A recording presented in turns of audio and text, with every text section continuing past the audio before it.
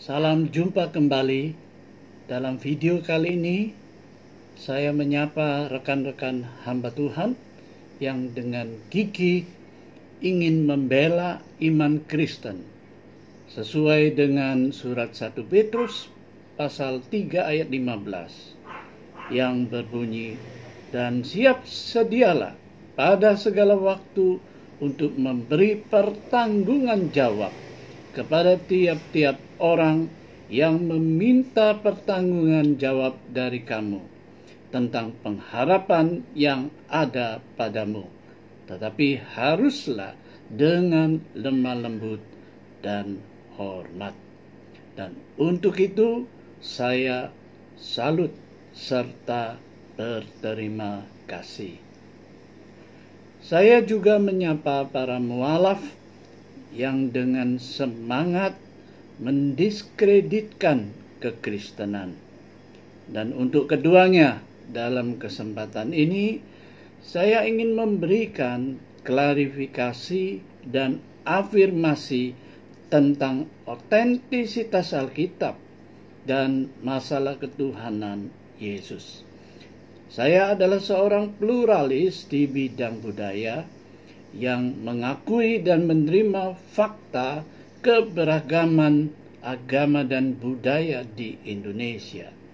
Saya adalah seorang inklusivis di dalam kehidupan bergereja yang mengakui dan menerima keberadaan berbagai macam denominasi gereja.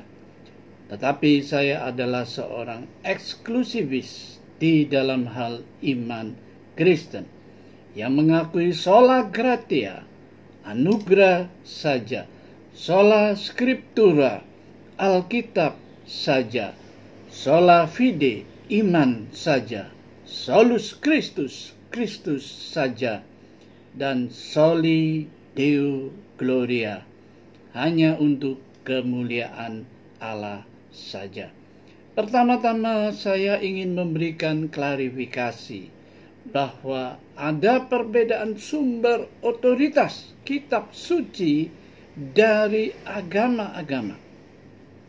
Maka tidak dapat diharapkan lebih dari sekadar saling menghormati kitab suci masing-masing tanpa memaksakan diri, apalagi mendiskreditkan kitab suci orang atau agama lain.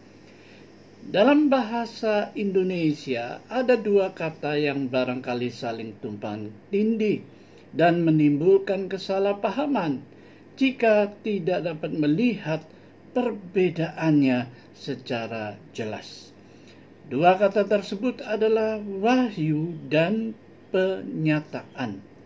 Wahyu yang berasal dari bahasa Arab adalah sebuah istilah yang menyatakan something, sesuatu yang jatuh atau diturunkan dari langit, yaitu kitab suci misalkan.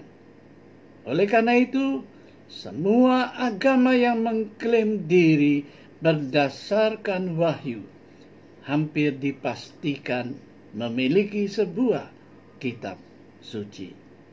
Sedangkan penyataan yang berasal dari kata bahasa Inggris revelation atau kata bahasa Latin revelatio sebagai kata bendanya dan revelare sebagai kata kerjanya adalah menyatakan somebody, yaitu seseorang, dan dalam hal ini adalah diri Allah sendiri.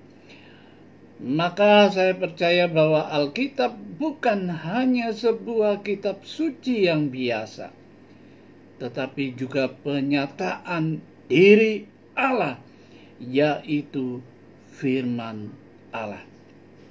Disinilah agama Kristen melebihi agama-agama yang lain, dan Alkitab mengungguli kitab-kitab suci yang lainnya. Dan karena itu dalam bahasa Inggris Alkitab dengan tepat disebut the book of books, kitab dari segala kitab, atau the living word of God, firman Allah yang hidup. Yohanes 1 ayat 1 berbunyi, pada mulanya Allah adalah firman, firman itu bersama-sama dengan Allah, dan firman itu adalah Allah. Yohanes 1 ayat 14 berbunyi, firman itu telah menjadi manusia dan diam di antara kita. Dan kita telah melihat kemuliaannya, yaitu kemuliaan yang diberikan kepadanya sebagai anak tunggal Bapa, penuh kasih karunia dan kebenaran. Ibrani 1 ayat 1 dan 2 berbunyi, setelah pada zaman dahulu Allah berulang kali dan dalam berbagai cara berbicara kepada nenek moyang kita dengan perantaraan nabi-nabi, maka pada zaman akhir ini Ia telah berbicara kepada kita dengan perantaraan anaknya. Di samping itu, seluruh kitab dalam Alkitab adalah firman Allah dan bersifat final. 2 Timotius 3 ayat 16 berbunyi, segala tulisan diilhamkan Allah. 2 Petrus 1 ayat 20 dan 21 berbunyi, yang terutama harus kamu ketahui ialah bahwa nubuat-nubuat dalam kitab suci tidak boleh ditafsirkan menurut kehendak sendiri. Sebab tidak pernah nubuat dihasilkan oleh kehendak manusia, tetapi oleh dorongan Roh Kudus orang-orang berbicara atas nama Allah. Artinya, selain Alkitab, tidak ada kitab yang lain. Tidak ada firman Allah yang kedua. Selain Alkitab, tidak ada wahyu atau penyataan Allah yang lain ataupun yang terakhir. Bahkan selain Alkitab, tidak ada Injil yang lain. Galatia 1 ayat 6 sampai dengan 9 berbunyi, aku heran bahwa kamu begitu lekas berbalik daripada Dia yang oleh kasih karunia Kristus telah memanggil kamu dan mengikuti suatu Injil lain yang sebenarnya bukan Injil. Hanya ada orang yang mengacaukan kamu dan yang bermaksud untuk memutar balikan Injil Kristus. Tetapi sekalipun kami atau seorang malaikat dari surga yang memberitakan kepada kamu suatu Injil yang berbeda dengan Injil yang telah kami beritakan kepadamu, terkutuklah dia. Seperti yang telah kami katakan dahulu, sekarang kukatakan sekali lagi, jikalau ada orang yang memberitakan kepadamu suatu Injil yang berbeda dengan apa yang telah kamu terima, terkutuklah dia. Oleh karena itu, orang Kristen percaya bahwa Alkitab adalah sebuah kanon yang tertutup, yang berawal dari kitab Kejadian dan berakhir pada kitab Wahyu, yang selesai ditulis pada tahun 100. Maka kami juga menolak kitab-kitab Injil lain, Injil Barnabas, Injil Thomas, Injil Maria, dan lain sebagainya, dan kitab-kitab apokrifa yang ditulis dan beredar pada waktu sesudahnya.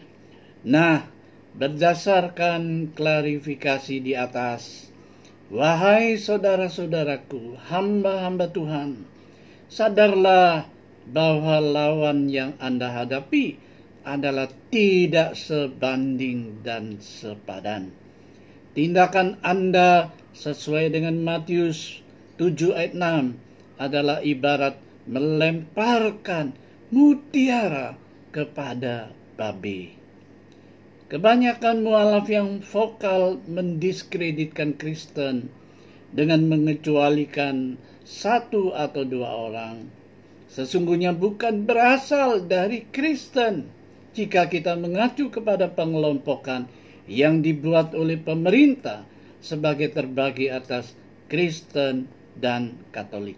Maka maklumlah kalau mereka salah kaprah dan ngawur tentang kekristenan, karena mereka bukan berasal dari Kristen.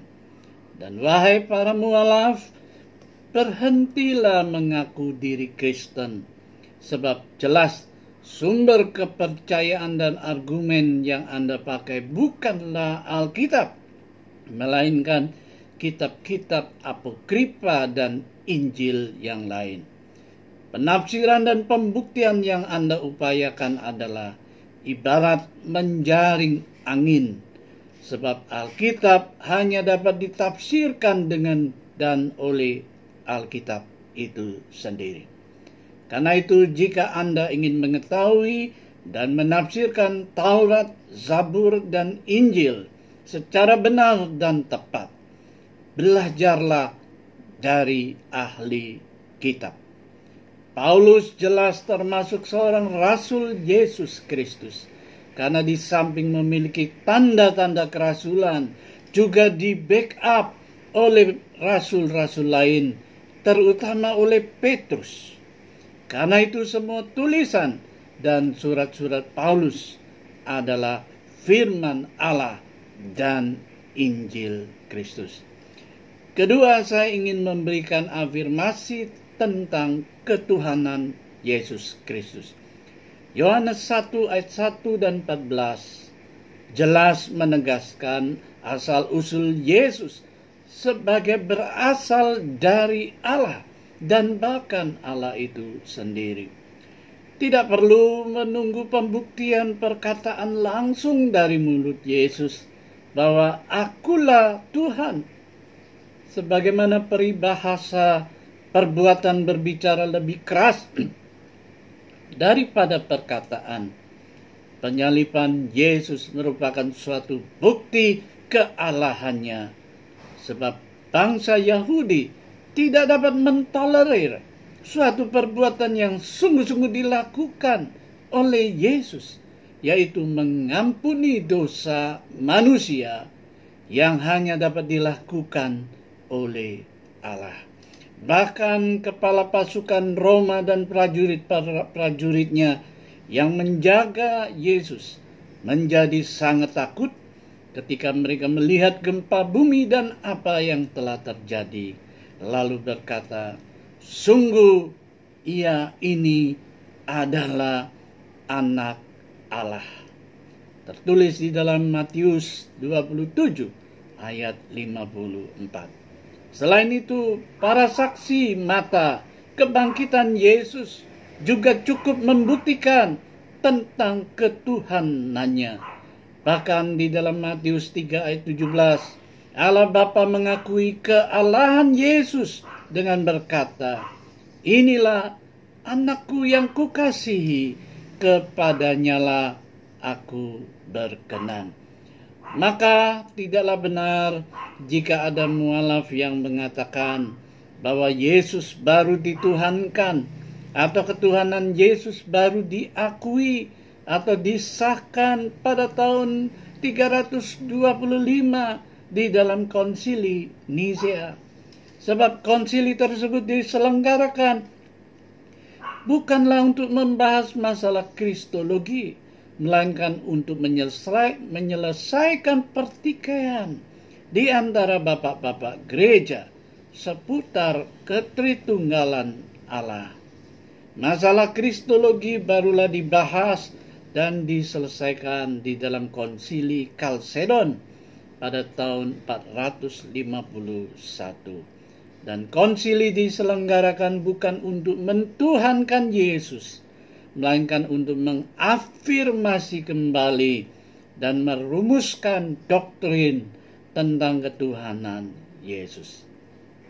Sebagaimana tertulis di dalam Injil Yohanes pasal 1 ayat 1 dan ayat 14, ketuhanan Yesus sudah ada seiring dengan keberadaan Allah. Surat 1 Yohanes pasal 5 ayat 7 berbunyi, sebab ada 3 yang memberi kesaksian di dalam surga, Bapa, Firman, dan Roh Kudus, dan ketiganya adalah satu. Maka jelaslah, Yesus ada di surga dan berasal dari surga, sehakikat dan bersanding dengan Allah. Ibrani 13 ayat 8 berbunyi, Yesus Kristus tetap sama, baik kemarin maupun hari ini dan sampai selama-lamanya. Maka jelaslah bahwa ketuhanan Yesus sudah sejak dahulu, pada masa kekekalan masa lampau, hingga kekekalan masa yang akan datang. Akhirnya surat Filipi pasal 2 ayat 9 sampai 11 berbunyi, itulah sebabnya Allah sangat meninggikan dia dan mengaruniakan kepadanya nama di atas segala nama, supaya dalam nama Yesus bertekuk lutut segala yang ada di langit dan yang ada di atas bumi dan yang ada di bawah bumi, dan segala lidah mengaku Yesus Kristus adalah Tuhan, bagi kemuliaan Allah Bapa. Yesus Kristus adalah Tuhan. Ketiga, tentang Allah Tritunggal. Di sini saya hanya ingin memberikan klarifikasi. Penjelasan selebihnya silakan Anda menonton video saya yang lain yang secara khusus membahas tentang Allah Tritunggal, yang tentu saja tercakup di dalamnya tentang keanakan dan kemanusiaan Yesus sebagai anak Allah, pribadi kedua dari Allah Tritunggal. Di dalam monoteisme dibedakan antara monoteisme unitarian dan monoteisme trinitarian. Monoteisme unitarian percaya adanya satu Allah tanpa pribadi atau tidak memiliki pribadi, sehingga tidak diketahui apa dan siapa dia. Sedangkan monoteisme trinitarian percaya adanya satu Allah yang berpribadi, yaitu memiliki 3 pribadi, Bapa, Anak, dan Roh Kudus. Inilah yang disebut Allah Tritunggal. Dalam bahasa Latin dituliskan una substantia tres personae, yaitu satu Allah dengan 3 pribadi, bukan 3 Allah, atau Allah Bapa, Allah Anak, dan Allah Roh Kudus. Bapa, Anak, dan Roh Kudus adalah 3 pribadi dari satu Allah yang sama. Ketiganya adalah sehakikat dan setara, bukan bertingkat. Mengapa demikian? Karena inilah penyataan diri Allah. Inilah yang dinyatakan di dalam Alkitab. Oleh karena itu, Allah Tritunggal bukanlah objek untuk diselidiki atau diperdebatkan, melainkan subjek untuk dipercaya dan diimani. Secara logika, jika Allah yang satu atau esa sanggup menjadi 3, maka tidaklah mustahil baginya untuk kembali menjadi 1. Maka dalam Trinitarian dengan jelas dan pasti diketahui bagaimana wujud Allah dan siapa diri Allah, bahkan namanya.